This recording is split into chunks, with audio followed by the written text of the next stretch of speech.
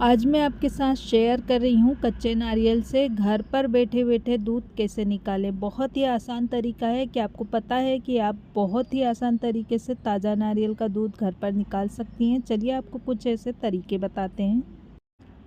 Coconut का सबसे ज़्यादा इस्तेमाल अगर कहीं होता है तो वो होता है दक्षिण भारत में।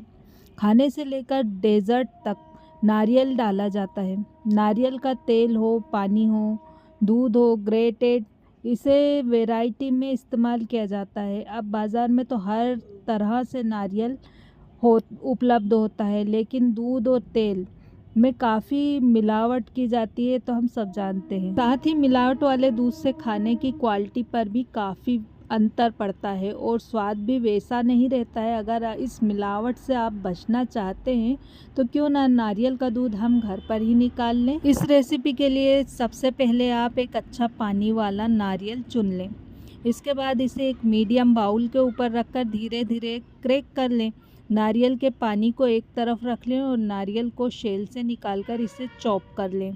और इसका जो कत्थई वाला भाग है ना नारियल का, वो भी निकाल लें चाकू से छीलकर। एक ब्लेंडर में अब नारियल के टुकड़े और आधा कप दूध ले लें। दूध जो है नॉर्मल रूम टेम्परेचर पर रखा हुआ लेना है।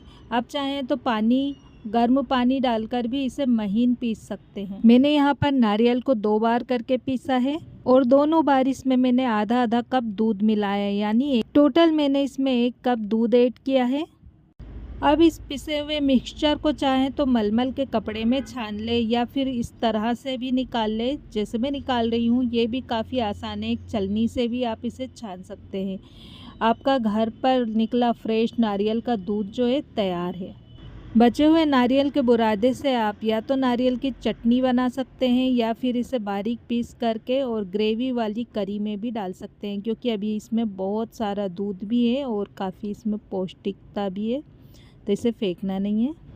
तो ये तरीका है बहुत ही आसान, जिसकी मदद से नारियल से दूध निकाला जा सकता है। नारियल तोड़ना एक बड़ा काम हो सकता है, लेकिन बस इसके बाद प्रोसेस बहुत आसान है।